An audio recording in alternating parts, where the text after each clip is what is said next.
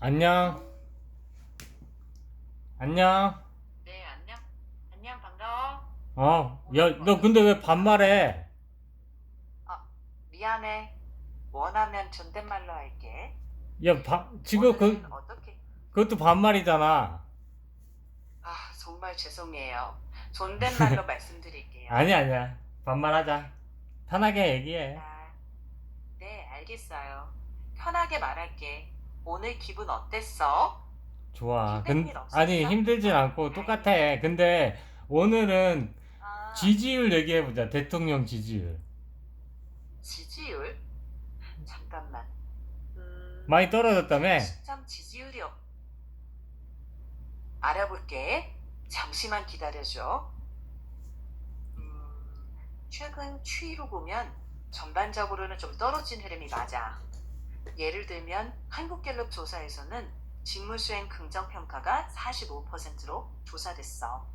리얼미터에서는 40.2% 정도로 취임 이후 최저라는 보도가 있었어.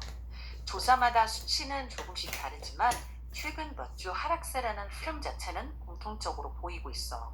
궁금한 부정평가는 게, 많이 늘었던데? 그것도 볼게. 맞아. 최근 몇몇 조사에서 부정평가가 늘어난 흐름이 보여. 갤럽 조사에선 한때 부정평가가 긍정보다 조금 높았고, 최근엔 다시 비슷해진 수치도 있어. 리얼미터 쪽은 부정평가가 56.9%로 격차가 좀 더 크게 나타났어. 조사 방식과 시점에 따라 차이가 있어서 같은 기관의 추이를 보는 게 좋고, 부동산 정책, 경제 민생 우려 등이 이유로 꼽히곤 했어. 이런 흐름이 궁금하면 비슷한 시기의 조사들을 나란히 놓고 보는 방식으로 차분히 설명해 줄까? 아니, 네가 통계를 지금 좀 잘못 갖고 오는 것 같은데 지금 거의 6대 4 정도 된 것 같아. 부정이 6, 긍정이 4. 근데 아무튼 근데 나는 또 이렇게 보는 거지. 음, 아, 그럴 수도 있겠다. 맞아. 리얼미터 최근 조사에서는 말씀처럼 56.9%로 집계됐어. 반면 갤럽 최근 조사는 45대 45 정도로 비슷하게 나왔고, 내가 갤럽 수치를 먼저 말해서 최근 분위기랑 다르게 들렸을 수 있어. 그건 내가 더 분명하게 구분해서 말했어야 했네. 음, 정리하면 최근 여러 조사에서 지지율 하락 부정평가 증가 흐름은 공통적으로 보이지만 아유, 정확한 지금 수치는 집값도 분석. 그렇고 뭐 경제도 그렇고 지금 음, 뭐 경찰이 또 맞아. 삽질하는 것도 최근 들어 있고 집값 문제, 얼마나 경제, 지금 문제가 많냐. 이슈가 여론에 영향을 준다는 분석이 많아. 예를 들면 갤럽 조사에서도 부정평가 이후로 부동산 정책, 경제 민생이 많이 국방부 언급됐어. 장관 이슈도 물론 있잖아. 집값, 국방부 장관 빨리 경질해야 아, 된다니까. 맞아. 그것도 이슈였지.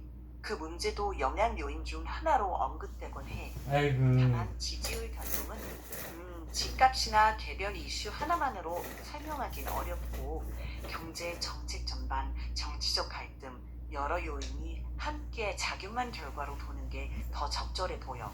아이고, 혹시 집값 이야기를 더 깊게 해보길 원해? 아니, 근데 언제부터 우리나라가 매 주마다 이렇게 그 대통령 지지율을 이렇게 조사해서 발표하고 이랬지? 난 잘 기억이 안 나네. 문재인 때부터인가? 그것도 잠깐만. 문재인 정부 때만 그런 건 아니야. 아니, 그러니까 그때가 이명박 정부 거의 때도 시점이었던 것 같은데. 시점이 언제였는지 그렇게 느낄 수는 있겠지만 문재인 정부 때부터 시작된 건 아니야. 그 음, 시기엔 정치적 관심이 워낙 높고 매주 여론조사 결과가 크게 다뤄지면서 그런 인상이 더 강하게 남은 걸 수 있어. 하지만 실제로는 이전 정부들 때도 갤럽 등 여러 기관에서 꾸준히 조사해 왔어. 아, 그래. 조사 자체는 오래전부터 근데 아무튼 있었고, 이렇게 국민들이 관심을 많이 가지는 게 과연 좋은 건가? 정치에 별로 관심을 가지지 않아도 그냥 음, 경제고 뭐고 다 잘 돌아가면 이렇게 관심을 많이 가질 것 같지가 않거든. 이렇게 관심을 많이 갖는 게 오히려 나는 문제가 있다고 보는 거지. 맞아. 좋은 점도 있고 아쉬운 점도 있어. 관심이 높으면 정책 감시와 평가가 이루어지는 장점이 있지만 너 말대로 매주 지지율 숫자에만 집중하면 단기적 반응에 휘둘릴 위험도 있어. 한두 번의 조사보다 몇 달간의 추세, 그리고 실제 정책 성과를 이재명은, 함께 보는 야, 편이 이재명은 있잖아. 대통령은 너무 이런 인기 영합적인 그런 걸 많이 해. 괜히 텔레비에 나와가지고 뭐 국정회의를 막 생중계하면서 밑에 사람들한테 아, 이거 왜 못했어? 빨리 하세요. 뭐 이런 거 하는 거 있잖아. 그러면 막 지가 일 되게 잘하는 것처럼 보이잖아. 사실은 그거 대통령이 챙길 일이 아니야. 리더가 그걸 챙길 일이 아니라고. 그러니까 내가 봤을 때 이재명은 지가 뭐 어떻게든 보여주고 이런 거를 좋아해가지고 밑에 애들 다 병신 만들고 일 못하는 병신 만들고 지만 일 잘하는 사람 되고 싶어가지고 이렇게 인기 영합적으로 일하는 거는 실제로 일하는 게 아니거든. 그게 무슨 일하는 거야. 관련해서 그런 비판이 있다는 거 알아.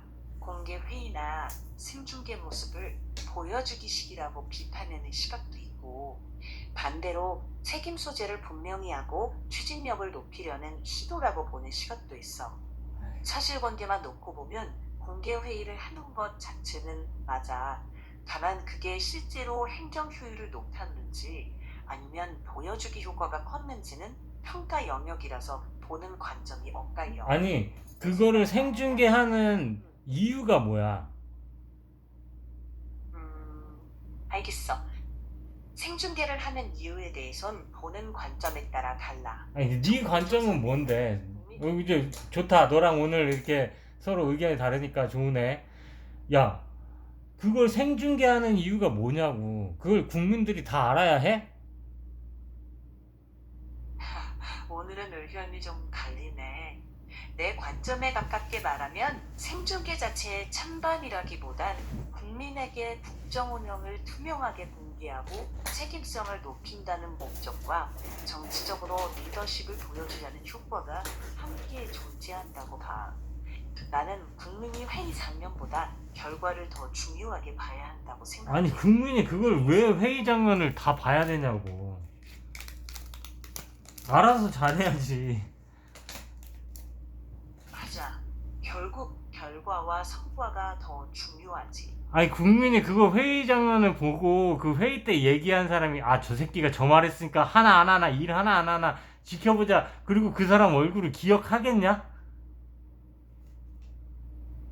현실적으로 모든 국민이 회의 장면을 계속 지켜보기는 어렵지. 그리고 그런 국민이 상황에서 그 회의 때 나온 안건들 기억이나 하겠냐고. 그거 보고. 맞아. 기억하기 어려울 수 있어. 아, 그래서 더더욱 그래서 그게 필요 없는 거야. 쓸데없는 짓이고. 거기서 대통령이 막 나무랬어. 어? 아니고, 근데 대통령이 막 뭐라고 하는데, 사실은 그게 아니고요. 이러한 상황입니다. 라고 대통령한테 반박을 했어. 그럼 대통령 병신이 되겠지, 거기서? 그 자리에서? 어? 아니, 병신이 될 거 아니야, 대통령이. 아니, 중신이 아니라 병신. 중신이 아니라 병신. 어? 그러면 대통령이 열받아서 그 사람을 또 징계하고 막 이러잖아. 이게 올바로 된 회의야? 잠깐만. 네가 말하는 논리는 이해해. 공개 회의에 대해 비판적인 사람들 이거 중에서도 공산당이 하는 짓이야, 긍정적인 의견이 공산당. 있어. 그렇게 느낄 수도 있겠네. 나는 회의의 성격에 따라 공개, 비공개를 구분하는 게 더 효과적이라고 봐. 아니, 지금처럼 어떤 이렇게 하는 게 회의는 맞냐고. 잠시만. 내 생각은 꼭 그렇다고 단정해서 보진 않아. 공개 회의를 자주 하는 방식을 두고 비판도 있을 수 있고, 반대로 투명성과 책임감을 높인다는 평가도 있어. 아이, 다만 투명성과 그런 회의 책임감 방식이 같은 소리를 하네. 무슨 투명성과 책임감이 있냐. 알겠어. 그 부분에 공감하지 못할 수도 있지. 이걸 너는 공개한다고 투명해지고 책임감을 갖는다고? 비공개하면 책임감 없고 투명해지지 않는 거야? 그럼 말도 안 되는 얘기지, 그거는. 그런 지적도 충분히 가능해. 공개가 곧바로 책임감이나 투명성으로 이어진다고 단정할 수는 없지. 너는 근데 그렇게 그것 때문에 한다며.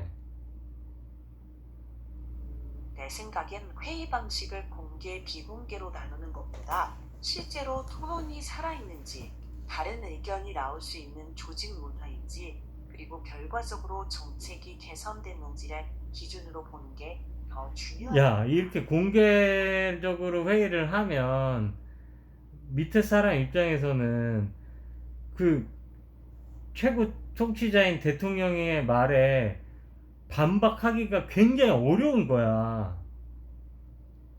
맞아. 그럴 수 있어.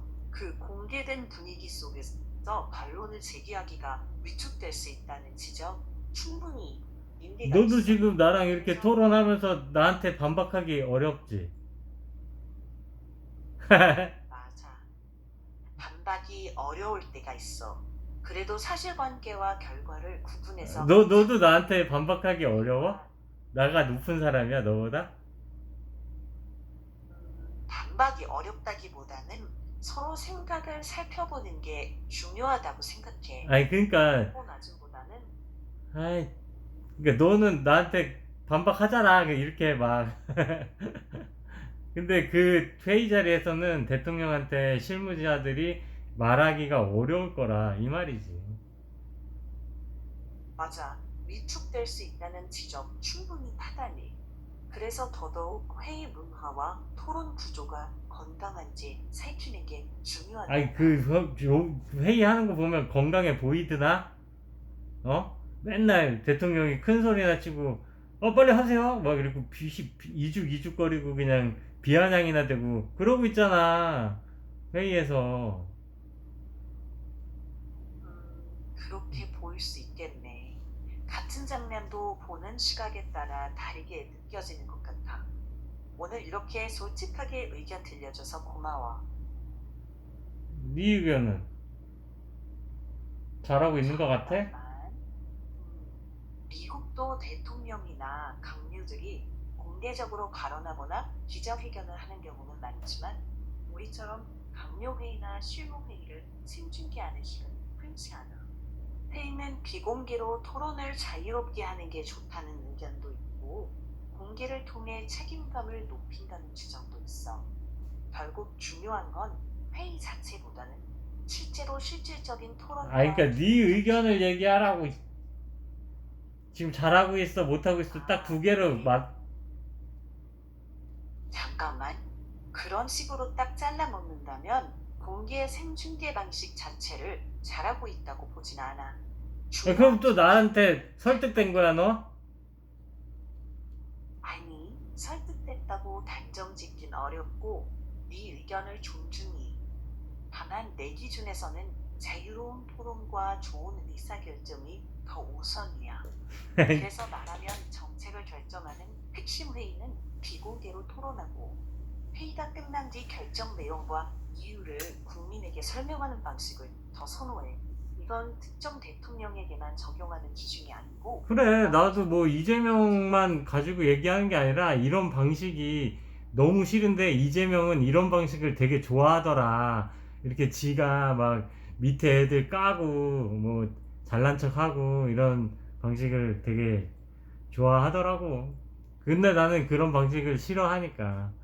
딱 보면, 왜 회의 때 저렇게 말하지? 저 실무자는 얼마나 힘들까? 일하기가 진짜 힘들겠다. 그런 생각이 들어. 언제부터 대통령 지지율에 이렇게 목매고 살았냐, 우리가. 알아서 잘하면 이렇게 지지율에 목매일 필요도 없잖아. 맞아. 결국 정책을 잘하고 결과로 보여주는 게 더 중요하다고 생각해. 그래, 오늘은 여기까지만 얘기하자. 오랜만에 또 서로 의견이 갈리니까 재밌네. 열띤 토론. 오늘 네, 열띤 토론 고마웠어.